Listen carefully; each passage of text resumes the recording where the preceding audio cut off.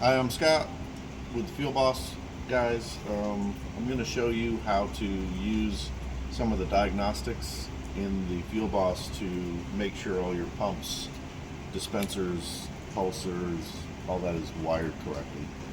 We're at a Fuel Boss here that is one of the new color systems, and this test is gonna be in the system whether you have the color screen or the older monochrome screen.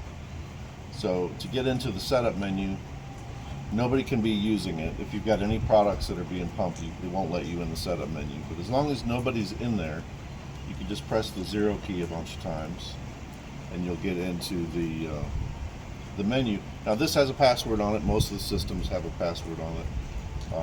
This one happens to be the serial number of the unit. They ship out that way, but it could be something else. So now I'm in the setup menu, and I'm going to go down. You can see one scrolls up before it goes down. I'm going to go to diagnostics, and there's 3 components to wiring up a dispenser or a farm pump or whatever it is you're wiring up. There's the relay, which will prevent that pump from working unless the Fuel Boss has it authorized. That's one part. Then we have to see a handle. Once they turn that pump on, we want to see a handle so we know they're pumping. And then lastly, the pulsers. So this first test will let you test all of those, and it's going to look like this. This only has 2 products in it, but the software is built for 8. So you can see the relays, pulsers, handles.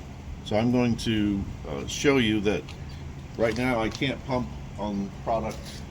This is product 2 over here. I'm going to show you that I cannot turn it on because it's not authorized. Nothing happens. So now I'm going to go over here, and I'm going to press 2, which will turn on the relay for 2, and nothing else happened seemingly, but now this should turn on.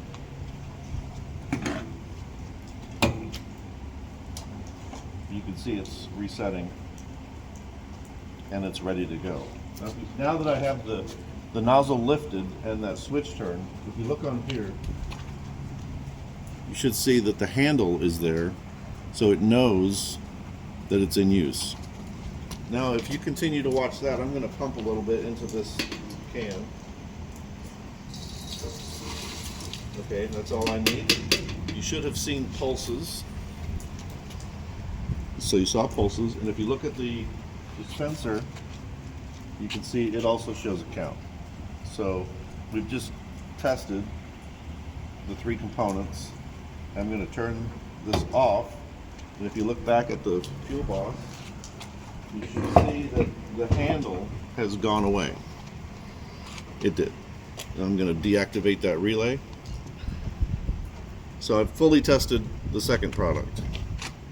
Just to show you, I'm going to test the third product. Once again, it won't do anything.